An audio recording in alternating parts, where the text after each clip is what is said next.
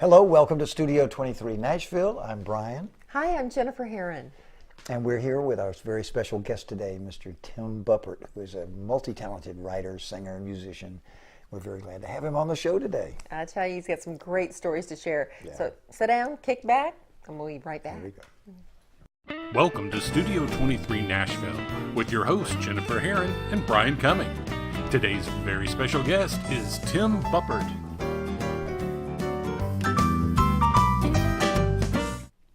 Hey, welcome to Studio 23 Nashville. You said I have the guy. He is in all of the hottest bands in Nashville, and he has to come to our studio. This is one working musician in Nashville. I don't know how he does it, but he's in every band that there is to play in, and he's got hit songs that have been on the charts. He's a great singer. I met him as a demo singer he was one of my favorite guys to call. Whenever I needed a great vocal done in 5 minutes, Tim was the guy. First take was always great. Here he is, live and in person, Mr. Tim Buppert. Thank you for having me. I appreciate it. Great to have you here. So tell us about these bands, because he has been raving about these bands around town. Well, he said he doesn't know how I do it the way I do it. I don't have a wife and I don't have children. So I have lots more free time than like the average person that I work with. But I play in, I'll go in chronological order. The first one I joined was Fab, a Beatles tribute band. Then the Consolers is an R&B Motown kind of thing. Very, very fun and, you know, obviously way different. Then Live from Ventura Boulevard is sort of a 75 to 85 California, you know, kind of vibe in there. And then Vinyl Radio is a tribute to the 70s, basically. Then I fill in, well, I'm also in the Chicago tribute band called Make Me Smile. Wow. And then I fill in with a couple of others, the Steely Dan tribute band. And You do that one? I played with your band once, remember? We did a gig, Wannabes. yes, we did a gig together in the Wannabes. Amazing. I played once, So I got great. fired, and then... No. Hopefully you'll have me back. But Tim, I don't know if anybody is working as many local gigs as you are. That's really something. I'm lucky. I don't understand it either, Brian. It's, you know, a lot of other people would like to be in these bands, and it's hard to find singing drummers, I think. Yeah. Is the deal. Yeah. So you kind of kill two birds with one stone, or one paycheck. Sounds like you're doing it for fun, for that passion. It is. It's a lot of fun. I mean, I look forward to it. Like usually, if I'm playing that night, like the whole day is kind of devoted to getting ready, Picking out the listening to right- the songs, ironing the show shirt, you know, and then of course you got to set up. And in Vinyl Radio, we have lava lamps for the 70s vibe. You'll have a great stage set. Yeah, A lot we of album have a covers. 5 foot tall working bong. Silence. Well, that begs the question. 5 foot tall working, for whom does it work? Well, it smokes, I'll put it that way. Okay. I made it. It was an idea that I had, and Willie Nelson is a fan. we call it Bongzilla. Yeah. So you're It's a fun. stage designer too. People take their pictures with Bongzilla and stuff like that. And then we have these big 30-inch square album cover, you know, replicas we hang up. Yeah. And, we just try to take people back to the 70s. Sounds like a lot Hence of the fun. bong. You will enjoy a Vinyl Radio show. You know, Holly and I have gone to 3rd and Lindsley to see you, and it's just amazing the vibe, how many people show up, and how much fun it is. I love it. Yeah. We play like 3.5 hours straight without taking a break, just because there's so many songs. We're like, well, if we take a break, then that's like 8 songs we can't play. So, you know. Is it the same place, 3rd and Lindsley, every so often? That's kind of our local Okay. hang. Yeah, all the bands, which just makes it difficult. I mean, there are only so many Fridays and Saturdays, and there are lots of bands that would like to play there. It's the Very nice. Now, he had mentioned what a great singer you are, and he mentioned demo singing.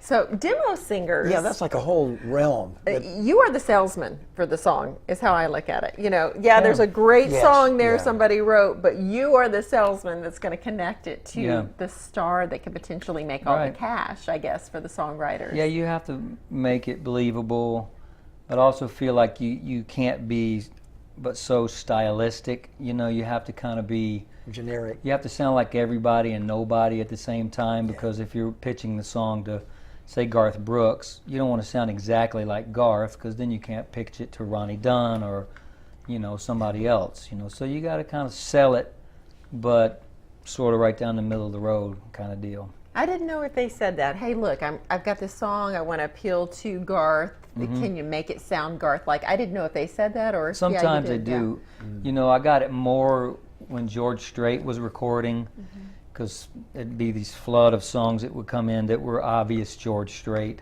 songs, because he's a little older than some of the other artists, and they'd be like, yeah, make it a little more George, and that was kind of in my wheelhouse, so I sang lots of songs that George ended up recording. Tell us about some of the songs that ended up getting recorded or cut by some of the big stars that you sang that demo on. Yeah, the George Strait song called One Night at a Time, that was written by Roger Cook, Eddie Kilgallen, and Earl Bud Lee. You should have Earl Bud Lee on your show. Okay. Trust me. So I sang that demo, and it got recorded, and it was going up the charts.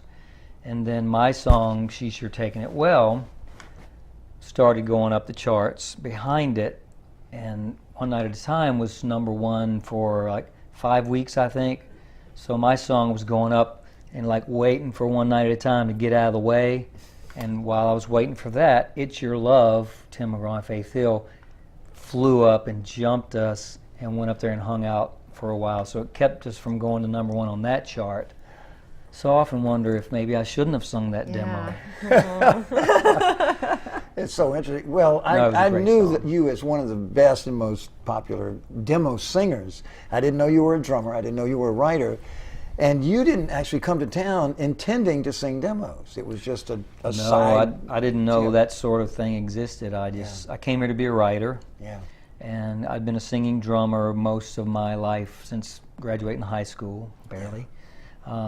And so eventually I was like, I've kind of topped out doing what I'm doing. And my wife told me I had to make a change because I was traveling all the time. So I said, well, I'll just move to Nashville and become a songwriter. That can't be that hard, right? And so really my ignorance helped me out, because if I'd have known how hard it was, I'd have never loaded the truck up. But if I'd known there was demo singing, that was a possibility. I really got lucky, because once I got invited to sing demos and it started to take off, it's like getting paid to go to school. I would sing these wonderful songs, and then I would also get to know the writers, so eventually I got to write with some of them. Nice. And so, I had no business being in the room with some of the people I wrote with in the beginning. I got lucky, and I learned so fast that way. Did you want to be an artist? No, I didn't, mainly because I didn't really want to travel that much. I love to travel, but my intention to move here was to be kind of a more stay-at-home kind of guy and still be in the music business. And I'd be an artist now. You got any ideas? You want to start a record label or something? Well, I was thinking that a lot of demo singers are people who want to be on stage singing lead, and they're good at it. And demo singing is a great way to get studio experience and to just and meet people. And so you were a little it was probably typical that a good demo singer who really has a presence is going to want to be an artist. Most all of them, And I kind of, when people would ask me if I wanted to be an artist, I wouldn't always say no, because I had a feeling it was a good idea to kind of say yes. And I took a couple of meetings, actually, with producers. They'd hear me sing a lot of songs, and so they'd say, hey, I want to meet this guy. So I'd go in, and they'd say, so, what do you think? You think you might want to make a record? And I'd be like, I'd love to make a record. So I just don't want to travel. And they'd be like, oh, well, look at the time. So the two don't really... Once you become an artist, you're like a product that the record company is... You hit it hard. I think some of them have 1 week off a year. It's craziness. You know how they travel and don't even know where they are half the time. Yeah, there were lots of guys that I was passing in the studio at the time that went on to have record deals, and some of them did pretty well. Buddy Jewell and I, and Ron Wallace, who's in Vinyl Radio with me.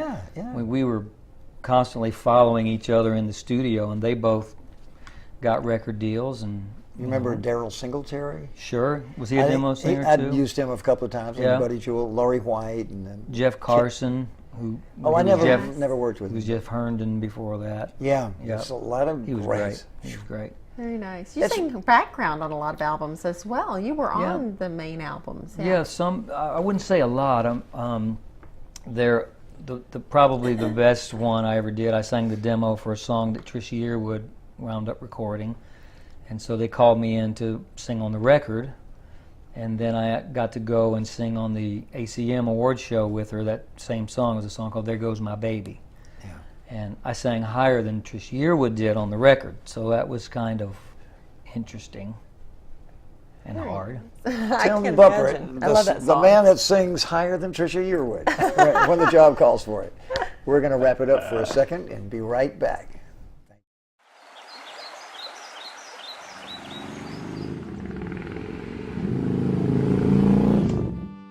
Hickman County, Tennessee. It feels a lot like home, or how home should feel. Come by, sit a spell. Soak in the goodness that inspired Minnie Pearl to write about this special place. Visit Hickman County, Tennessee's hidden treasure. Be the envy of the neighborhood. Make your friends jealous. Be the first on your block to get official swag from Studio 23 Nashville, Pinkerton Productions, and Brian Cumming. Just visit our store at the bottom of the page and order yours today. Tim, I'm very glad to have you here on this show. Thank you, sir. It's my pleasure. Thank you for having me. Thank you for Made it joining me. official. I am really impressed with how this song, Vinyl on the Radio, came into existence. Oh. I actually heard it on the radio, and I didn't know that you guys had made a song of your own, and I kept thinking, I know that voice, and why would they be singing Vinyl on the Radio unless they're Vinyl Radio? And I was right, it was you who had written it and was singing it, and it was on the radio. I couldn't believe that you did that, because Vinyl Radio is essentially a cover band, and Right, yep. so I feel like you really broke some rules there. Well, we you know, our kind of mission with putting this band together was to take people back to their childhoods, to relive the 70s, you know, take us back to our childhoods, you know. And we felt like if everybody else came along with us, it would be a great thing. We have lava lamps and the whole deal. And so, you know, it started going well, and we thought, man, it would be so cool if we could do an album of original music, but try to make it sound like it was 70s style music. Yeah. So I started writing this song called Vinyl on the Radio, and it was kind of a, you know, I wanted to mention some of the things that were cool about the era, you know, like the DJs and that sort of thing. Yeah. And then, you know, make it a bit of a romantic song as well, and throw in some song titles, you know. Yeah. That's cool. All the Cool. tricks. Oh. You know? And so we unveiled it at the Hippie radio station. They had helped us out with our 4-year anniversary bash at 3rd and Lindsley. Yeah. And so we took them lunch like the next Tuesday or something, and we played that song for them, like at the conference table. Yeah. They were like, oh my God, if you record that, we'll play it to death. So You had written it They without recorded even it. intending to record it or not knowing. yeah, I mean, we thought we would eventually. But Yeah. that kind of lit the fire. We said, hey, you Yeah. know, they're going to play it. Let's go record it. It's so perfect. You know, to talk we've got about. we've got some other songs, 70s style. We've got one that Ron is working on called Byzantine Chrysanthemum. Okay, a little bit psychedelic, or I don't know. He won't play it for us until it's ready. You know, we're all a little sheepish about bringing the songs in because we get along so well that you bringing hate to a song spoil and they it. don't like it, then Yeah. we're kind of like we're all going to have our feelings hurt. Yeah, it's dangerous, like a real band. Yeah, exactly. But this worked out good. I It think. sure did. We don't play it a lot. You know, people come to hear. Yeah. You know, Crosby, Doobie Stills, Brothers Nash. and Eagles and all that. Yeah. So, you know, but we throw it in once in a while. Yeah. Well, I'm glad for this chance to play Vinyl on the Radio with the guy who wrote it in See if Vinyl we can Radio. do it. Let's do. All right, ready? Yeah. 1, 2, 3, 4.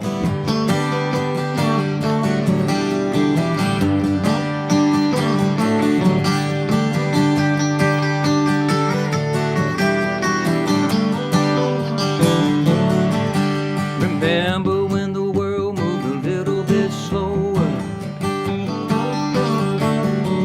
and the DJ wouldn't talk over the whole intro.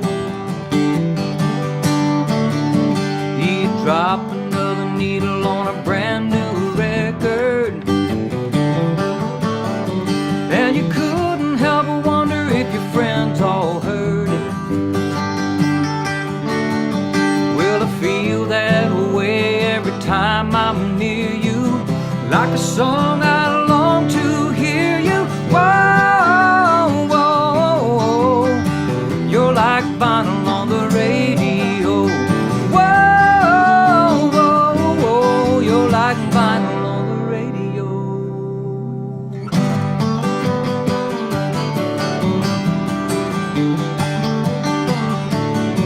Where you warm and sweet and you got that passion. Girl, you sure don't go out of fashion. Groovy like a good old Seeger song, making everybody wanna sing along. Whoa, whoa, whoa, you're like vinyl on the radio. Whoa, whoa, whoa, you're like vinyl on the radio.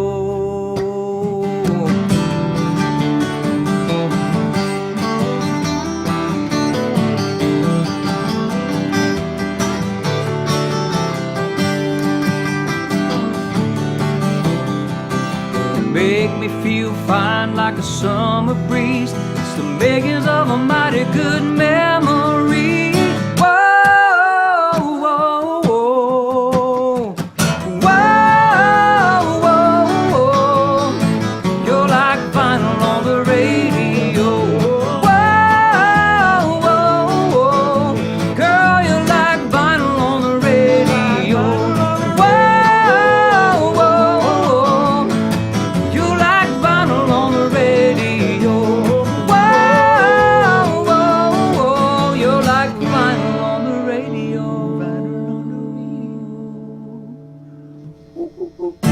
This hit just coming to you right over the airwaves. That's vinyl radio. There you go. Tell them what's next, Brian. That's very Excellent, exciting. nice Very job. good. That's fun. That song is such energy. You had what? One of the top 50 songs in the 90s, the song you Oh, wrote for yeah. Kevin Sharp? I did, yes. She's Sure Taking It Well went to #1, and it was the #5 most played song of the whole year. And I think One Night at a Time was #1, It's Your Love was #2, and some Alan Jackson song, we were #5. It was pretty good company. Yeah. And then it's in the ASCAP top 50 songs of the 90s. What an amazing pat on the back. Very lucky. Yeah. Pretty proud of that. Well, you were just telling us a story about being in the limo with Trisha Yearwood, where she thought you were a writer, but you were actually the person who sang the demo of the song that she cut, and she was Right. doing it at the ACM Awards. Right. It's a pretty good story. It is a good story. I sang a demo of a song called There Goes My Baby, written by Annie Roboff and Arnie Roman. And the demo was great. Annie's demos were always wonderful. So Tricia recorded it, and then they called me and asked me if I would sing on the record. And it was really high, so I told them at first, I don't think I can sing that high. And then a friend of mine told me, you idiot, go in there and try it. What's the worst that could happen? They just, didn't work. But so I went in, and it sounded okay. And then they asked me a few weeks later if I would go and sing it live on the ACM show with her. And so I agreed to do that. And so I get out to, it was in LA at the time. So I'm sitting in the hotel lobby and not really knowing what I'm supposed to do next. And here comes Tricia walking by and all her people, and I'm watching them walk by, and I'm like, I don't know if I'm supposed to follow them or what. And then the road manager comes and he sees me, okay, Tim, yeah, with us. So I hop in the car, and she looks at me kind of like, who are you? And I say, oh, then the road manager says, oh, this is Tim. He, he's here. And then she goes, oh, Tim, this is the guy that wrote the song. And I'm like, oh, I didn't write the song. She knew my name as a writer because she had cut a song of mine some years before that didn't make the album, but it's okay. So that's the first time I met her. She's sitting right there. And y'all sang together that night on Yep. live TV. Yep. Ah. It was it was a long day. It's all kind of a blur. I think we sat around I was there like 5 or 6 hours.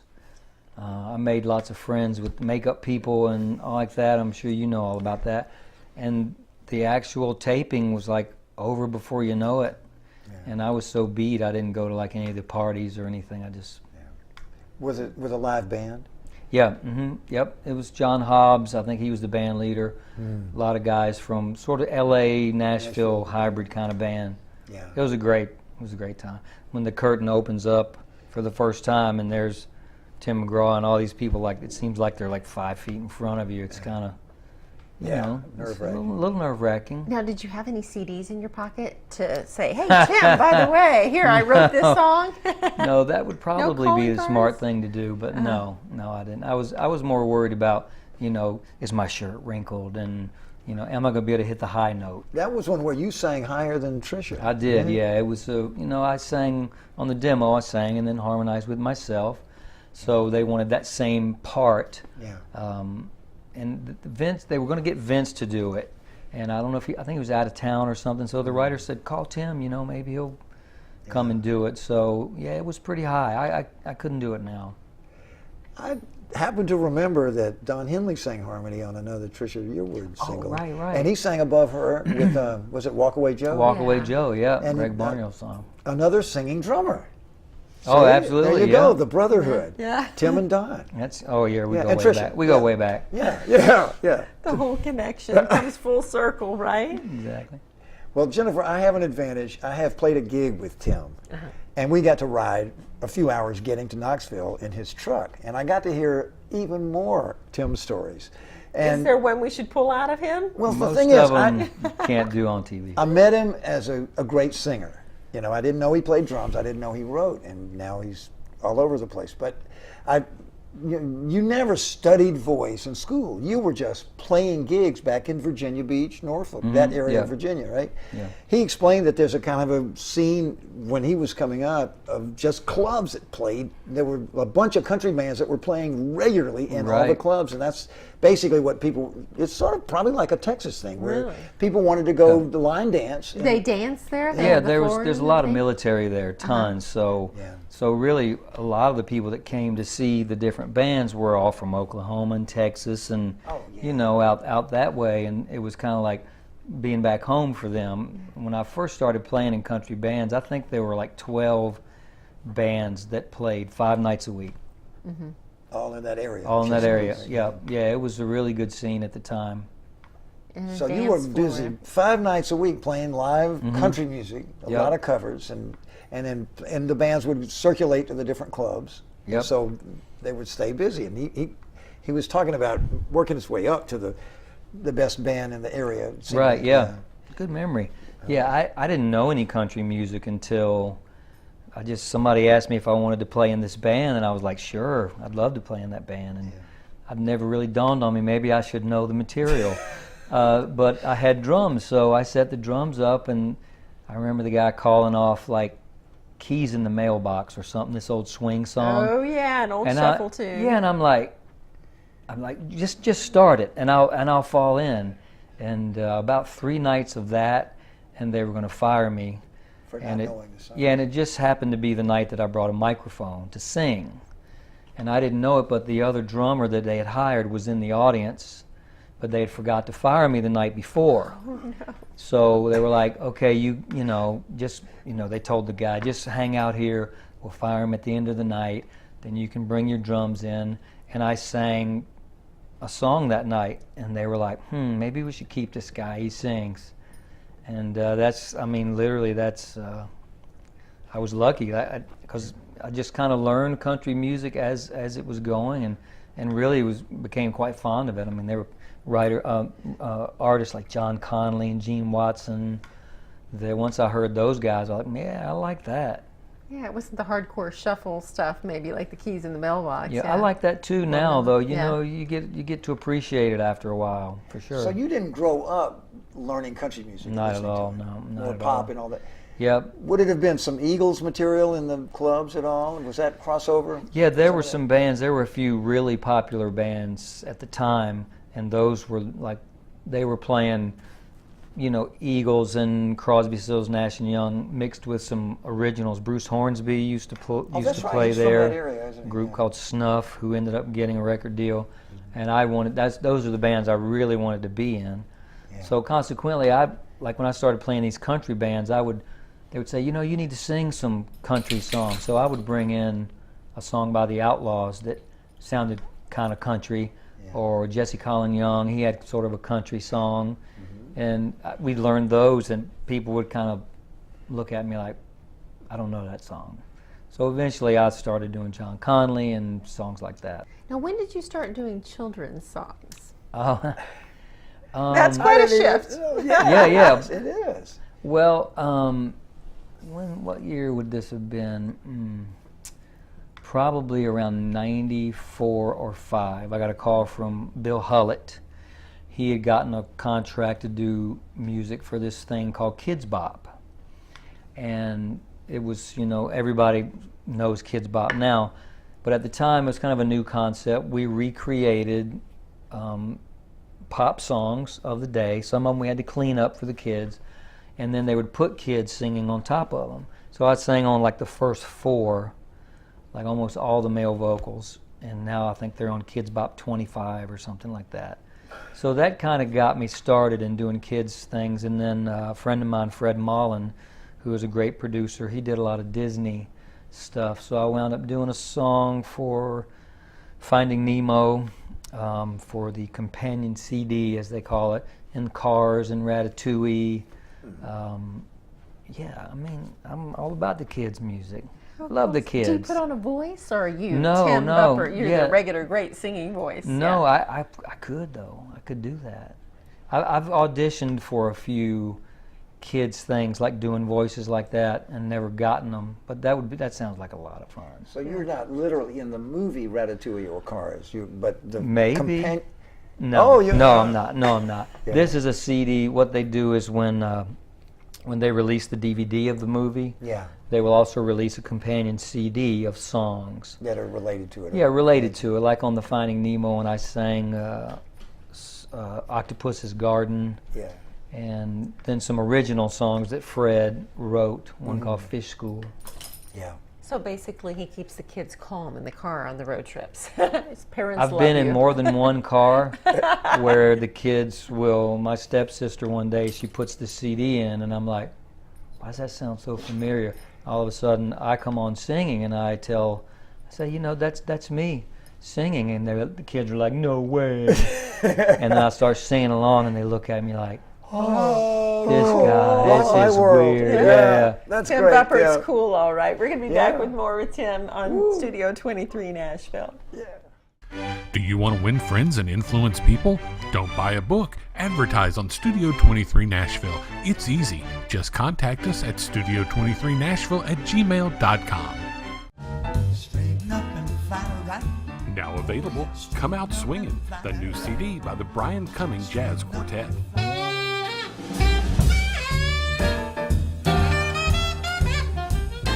Come Out Swingin' is available at studio23nashville.com and all major digital retailers. Come out swinging. Come Out Swingin' by the Brian Cumming Jazz Quartet. Get yours today.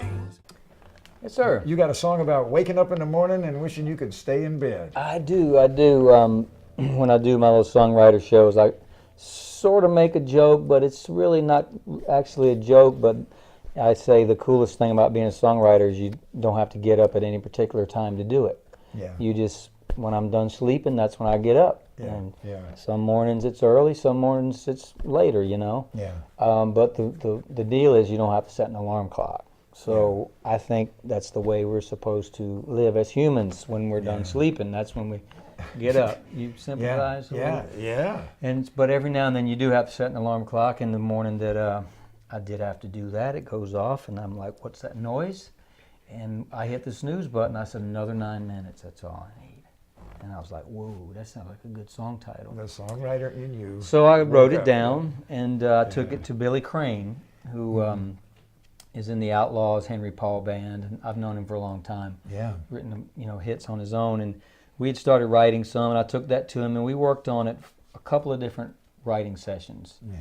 And we just couldn't nail it. We just couldn't bring it home. So we brought in Tom Douglas. He had been writing with Tom Douglas. Yeah. Tom had had a couple of hits at that point, but he went on to have many, many more. Yeah. And so Tom told us, you don't have a girl in this song. And that was obvious to him, not obvious to us, right? And we finished it in one afternoon, and it got cut really quickly thereafter. I remember I was writing for Chrysalis Music at the time, and they pitched it to Josh Leo for Yankee Gray. Yeah. And I remember him telling me when he saw me, because I'd sung some demos for him too, he said, "That's the best hit country song I've heard in a long time." And I'm like, wow, that's got to be good. And it did well. It went to number 11 on the charts, and you know, I was real happy about it. The thing that I've heard, is that your demo with Billy playing guitar? Yeah, that you heard, yeah. Man, that's so nice. So all his work with Henry Paul and the Outlaws, He's a guitar, I mean, Yeah. you know, his brother Tommy Crane from Charlie Daniels Band, who passed okay. away a few years back. Okay. It's in the They've been family. playing in guitar bands, you know, Since since they they were 3 were years little old. kids, yeah, Man. basically. And so we recorded that demo in Billy's little shed, one of those sheds you get from Lowe's, you know? Yeah. That's where his That's studio the- is, and he did all the guitars, drums, bass on the little drum machine. Yeah. And I remember when I went to do the vocal, like this air conditioner was right there. I said, "We're going to turn this off?" He said, "Boy, we'll fry out here in no time if we do." So we recorded the vocal While with the air conditioner going, and yeah, so It sounds great, and I really like Billy's guitar it's a work. good, it's a Man. good vibe. It's jangly. Well, You I'm wanna going try to it? play my own little kind of casual approach to electric guitar All with right. a little statement of homage to Billy Yeah, for playing excellent. such nice guitar stuff on that. Wonderful. Is that for sale? Is that available? Your version of the record? Well, you have to, if you come to one of my shows, it's on a CD that I have, Okay, but it's not okay. available online. Well, I want to recommend it. You folks, if you like good pop music, Tim knows how to do it. There's And like Billy- thousands of people in the room here. All of you should buy Yeah, one. all of you. Yeah, well, or a proportion. Just, don't let him get too successful. All right, so we're Ready? starting with the chorus chorus. Yeah, yeah. All right. 1, 2, 3, 4.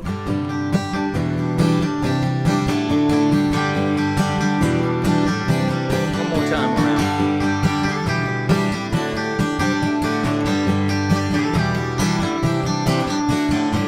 "6:30 in the morning, in the middle of the sweetest dream, when I hear that alarm clock calling me. I wrestle with the feeling that the day is starting way too soon.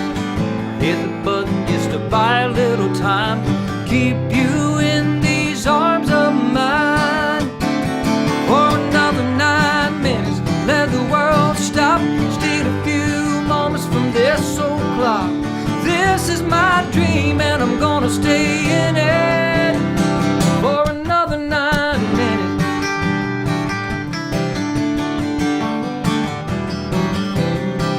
I love the way the sunlight dances on your perfect skin. Girl, I wish this night would never end. But we gotta get moving, baby. We can't eat if we don't get paid. I got us a better idea. Pull up the covers and stay right here for another 9 minutes. Let the world stop, steal a few moments from this old clock. This is my dream and I'm gonna stay in it for another 9 minutes.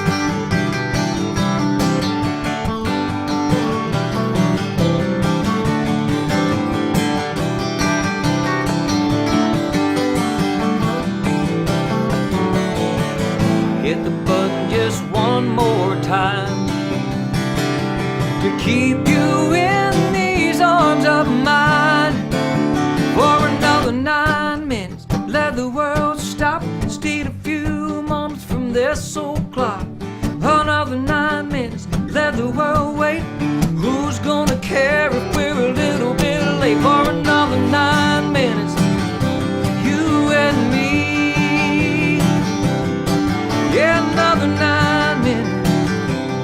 Oh, this is my dream and we're gonna stay in it for another 9 minutes.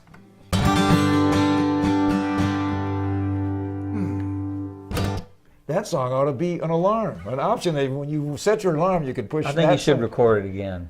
You should record it. on your album. It's a nice song. I like it. I like that energy. you. I want to get Thank on you. stage and play it with you singing. That'd be good. Well, I'm proud of you as a songwriter who is also Oh, a thank musician you. and a lot of other things. You've really covered a lot of ground. Yeah, I think you set a great example for a lot of people coming to town and not sure which direction to go. Yeah. You know, It is a business. There's a lot of It outlets. absolutely is, and you know, I didn't really have a plan. I knew I needed to do something, and I wanted to stay in the music, so I came here. I'd never really thought it out too much. I just kind of go, okay, I'll just start doing what comes to me, and then when that stops happening, I'll go, okay, now what's next? Let's just get in a Beatles band or whatever, and just kind of keep moving. Do you think of yourself as a kind of a mixture of all those roles, like a writer and a musician and a singer, and, you know, because you're Sure. still doing things as a writer, having had #1 country hits, but it's not the whole story. No, it's not full time. I mean, back in the day, I was like pretty much every day writing, and then I'd go sing sessions. Yeah. And you know, it's hard to be successful as a writer if you're not working it all the time. Yeah. So I write some. You know, I meet artists and things. I wrote a song recently with Crystal Bowersox, who was on American Idol. She was, I think, first runner-up, second place. In maybe 2010, I'm not really sure. But I met her and I thought she was great, and we wrote a song, and she just released it on her new CD. So, I mean, that's a good way to write, but to write and try to go out and pitch every day, it's like, it takes a lot of time. If you don't spend a lot of time, you're not going to have success. So, you know, I do bands, and, you know, I drive the truck and the trailer to Knoxville with you every now and then, and Yeah. And we know how hard it is to be in a band, too. Even as much fun as it is, you still have A lot to of work. organize the gigs. there's lots of get it rehearsing. done. Yeah. Lots of Gotta rehearsing, lots of emails and texts back and forth. Yeah. Hey, what do y'all want to learn now? And you know, it's time consuming for sure. Now, I think the industry has changed so much, in even just the last 5 years. How long have you been here in Nashville? Since '91. Since 91. Yeah. I can't imagine, you know, to try to keep in the race, as they call it here, you know, in the business, because there's not all of the studios there on Music Row anymore. I wouldn't think that there's as much demo work as people sitting at home, you know, recording themselves now, singing their songs and stuff like Yep. that. So has it been hard hit for a lot of your friends and folks with Absolutely. you that were working in Yep. the business? Yep. Okay. You know, back in the heyday, I like to call it, in the '90s, you know, me and some of my other friends like Ron, you know, I was singing 20, 25 songs a week. I sang 33 songs one week. Ron probably sang more than that. And now it's like, if I sing 3 to 4 in a week, it's a good week.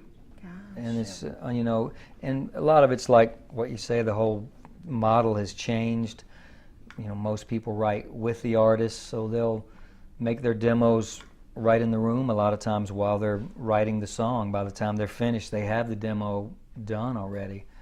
So yeah, it's hurt the studios, the players. So And that's publishing company, it's a totally different scene with Yep. writing and publishing. Yep. A lot of my demo work now comes from out of town people. Yeah. They'll, you know, I have a recording set up at my house, and they'll send me stuff, and I'll sing it. And you know, I sang a bunch of songs for somebody from France the other day. The And language. it's easier to do that now than it Yeah, was oh sure. 20 years ago. It doesn't matter where they are. It's just you click send and it goes. Yeah.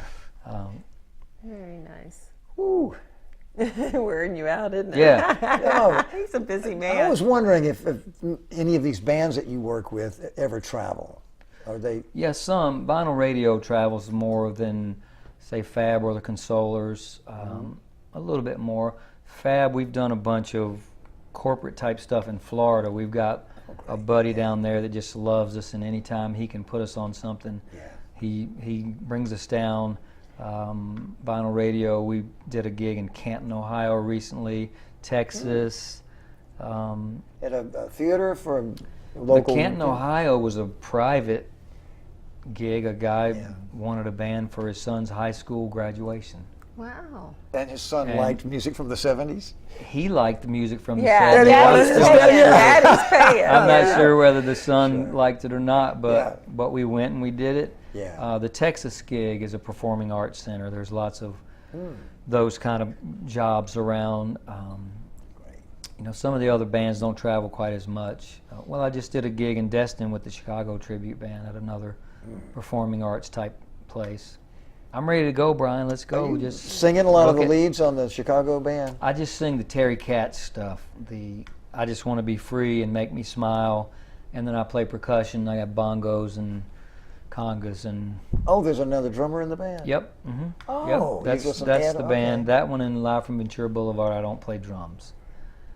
Wow. I jump around a lot. You said you It's have fun. some projects so that we can get our hands on at the gigs. Yeah, if you come to gigs, you know, I usually have CDs for sale. Vinyl on the radio, the vinyl radio song, it's on iTunes and Apple Music. You can download that. That would be nice. That's really about all the projects. I'm not real good at the hawking of the project. Or being your own label and being. I should have my own T-shirts and everything, but I don't. Yeah, exactly. We'll be right back with Tim Buppert. We might have to come up with a design for you.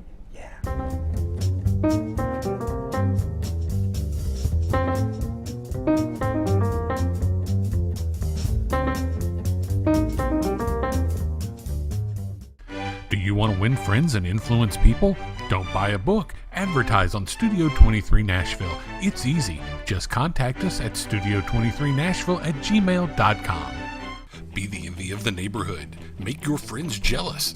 Be the first on your block to get official swag from Studio 23 Nashville, Pinkerton Productions, and Brian Cumming. Just visit our store at the bottom of the page and order yours today. I think this might be your biggest hit. Oh, by far, sure. It's Kevin Sharp recorded Sharp, it. yep. And it got on the charts, the country It charts. sure did. It went all the way to the top. It did. It was a number Yes, one yes, single. yeah. That must give you a very brief feeling of making it in the business. Well, you know, it's not as brief really as you would think, because the way it goes down, you know, you get it cut and then it comes out on the album, then you wait and see if it's going to be a single, and then it is a single, and it goes up the charts for a few weeks. Yeah. I mean, it was probably on the charts for about 6 months, really. Oh, man. I think so, a long time, because they released it on Valentine's Day. Yeah. A song called She's Sure Taking It Well. Yeah. On Valentine's Day. And then it went to number 1 in July. So, what's that? That's 6 months. Yeah. No, it's not. 5. But We're who's going to counting? say 5. 4 3/4. Yeah, and you know, and then it takes a while for the money to show up, and you know, Oh, I wrote it as long as I could. Trust me. Yeah. And you were with a publisher at the time. Well, no, I wrote the song. I was not with a publisher. Kind of the chronology.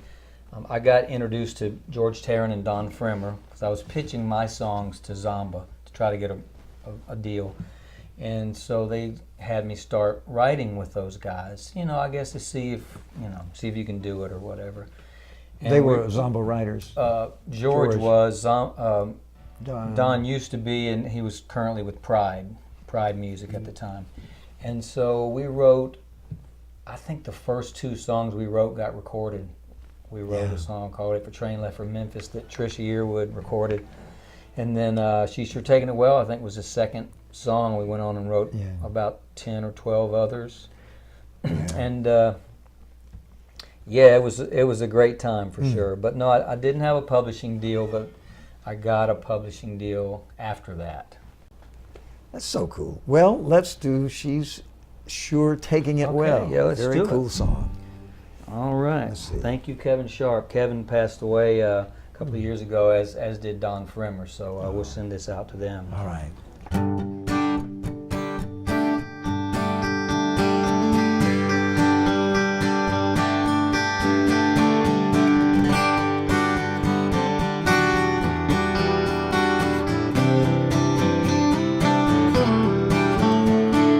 We decided to try going our own way for a while and give each other some space.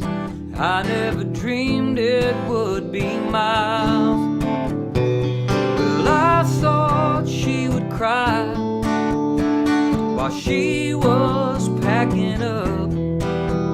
I guess something isn't wrong enough. She's sure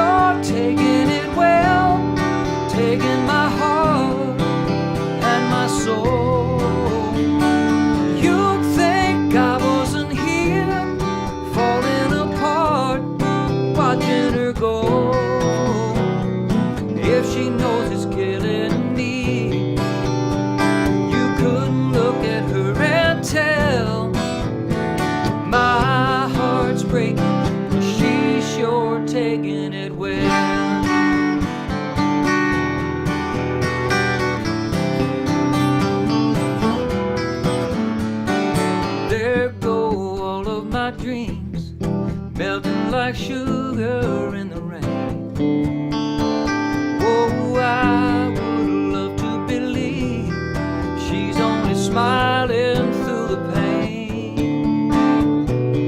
But all these tears are mine, shouldn't she be sad after losing everything we had?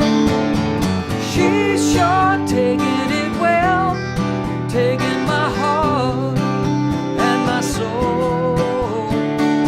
You'd think I wasn't here, falling apart, watching her go. If she knows it's killing me, you couldn't look at her and tell. My heart's breaking and she's sure taking it well. Oh, my heart's breaking and she's sure taking it well. Oh, yeah, she is. Well, she's sure taking it well.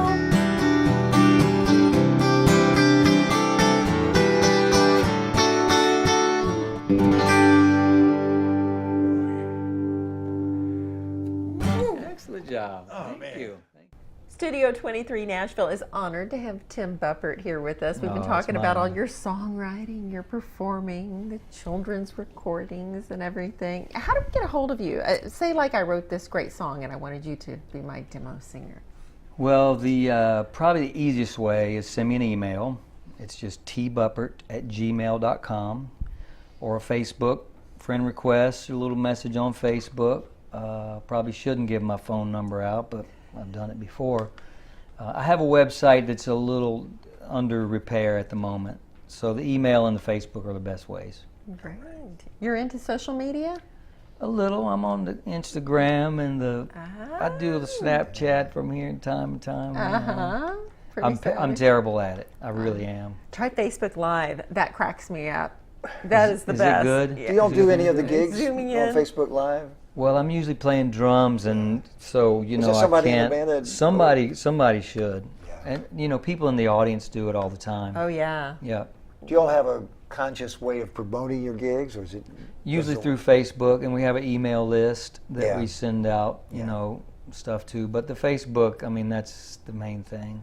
Facebook. And, Yeah. and spell your last name? Buppert, Buppert. There you have it. Check him out on Facebook. Friend me. If I send you a request, you better accept it. I will. I appreciate you stopping by. Thank you guys. It was Yeah, so thank much you so fun. much, Thank Tim. you, Brian. Great to Thank have you here, Jennifer. man.